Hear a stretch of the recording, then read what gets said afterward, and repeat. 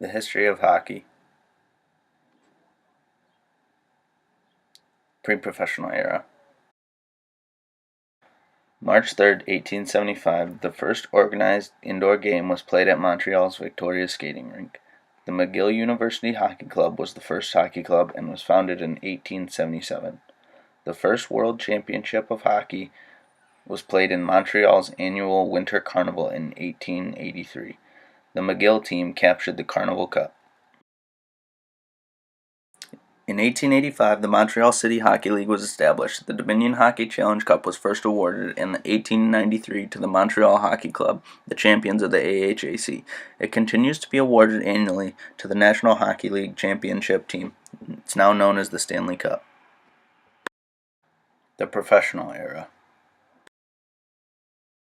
The Western Pennsylvania Hockey League was the first to employ professionals in 1902.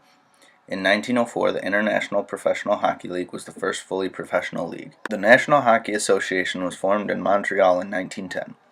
The game was divided into 3 20-minute periods, and they also introduced penalties. The National Hockey League was formed in 1917 in Montreal, Quebec, by Tommy Gorman. The Great Depression and World War II took a toll on the league. Many teams were renamed, moved cities, or folded. The original 6. The only 6 teams in the league were the Boston Bruins, the Chicago Blackhawks, the Detroit Red Wings, the Montreal Canadiens, the New York Rangers, and the Toronto Maple Leafs, and it remained this way for 25 years. The first NHL All-Star Game was held in 1934 to benefit Ace Bailey after Eddie Shore laid a career-ending hit on him. Willie O'Ree broke the NHL's color barrier on January 18, 1958 when he made his debut with the Boston Bruins and became the first black player to play in the NHL. The 1967-1968 season. The league doubled in size, adding 6 new teams: the Los Angeles Kings, the Minnesota North Stars, the Philadelphia Flyers, the Pittsburgh Penguins, the California Seals, and the St. Louis Blues. In 1970, the Buffalo Sabres and the Vancouver Canucks were also added. In 1972, the New York Islanders and the Atlanta Flames joined the National Hockey League. In 1974, the Washington Capitals and the Kansas City Scouts were also added. In 1979, there was a merger agreement that saw that the WHA would cease operations and the NHL would take their teams. The Winnipeg Jets, the Edmonton Oilers, the Hartford Whalers, and the Quebec Nordiques were added to the NHL. In the 1990s, the NHL wanted to expand their fan base by adding teams across the United States. The San Jose Sharks, the Tampa Bay Lightning, the Ottawa Senators, the Mighty Ducks of Anaheim, the Florida Panthers, the Nashville Predators, the Atlanta Thrashers, the Minnesota Wild, and the Columbus Blue Jackets were all added to the National Hockey League. The present-day NHL.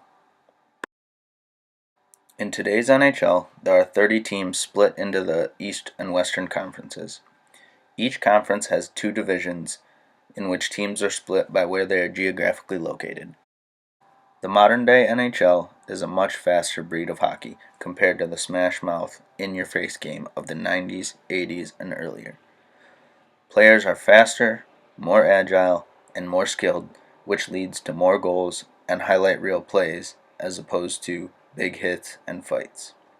With the new technology, pucks are coming off their sticks at a much faster rate, making it harder for goalies to keep pucks out of the net. However, goalies are bigger and faster than they were in the past. In fact, the goalies today are so good that the NHL has changed the size of the pads the goalies are allowed to wear to give players a better chance to score. The ultimate goal for players and coaches and fans alike is to win the Stanley Cup. The Stanley Cup is the most prized possession in hockey and is said to be the hardest trophy to win in all of sports. Winning it has been described as an indescribable feeling. It weighs exactly 35 pounds, but after all the work you put in to win it, it feels absolutely weightless. Olympic hockey. Olympic hockey was first introduced at the 1920 Summer Olympics and was transferred to the Winter Olympic Games in 1924 in France.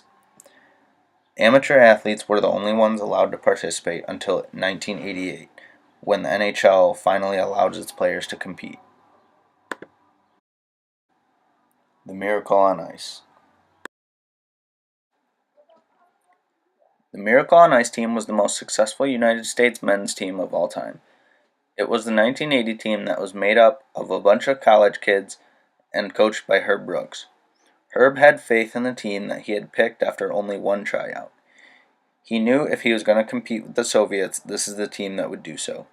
Before the game started, problems were arising between the United States and the Soviet Union during the Cold War. Surprisingly, it didn't affect the games, and the Olympics still went on. The U.S. and the Soviets met in the medal round, and the winner would compete for the gold medal. The Soviets came out strong and took a 2-1 lead in the final seconds of the first period, until Mark Johnson put in a rebound with 1 second left in the period to end the first tied 2-2.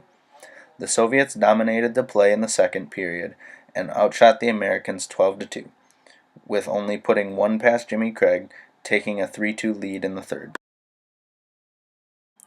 Herb Brooks got his boys fired up to come out and have a big third period.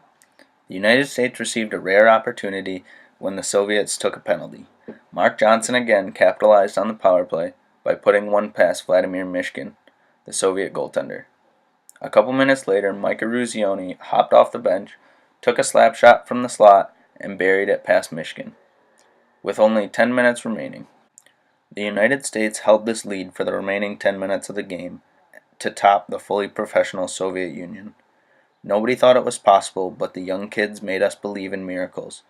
The U.S. went on to beat the Finnish team and capture the gold medal. Olympic hockey now.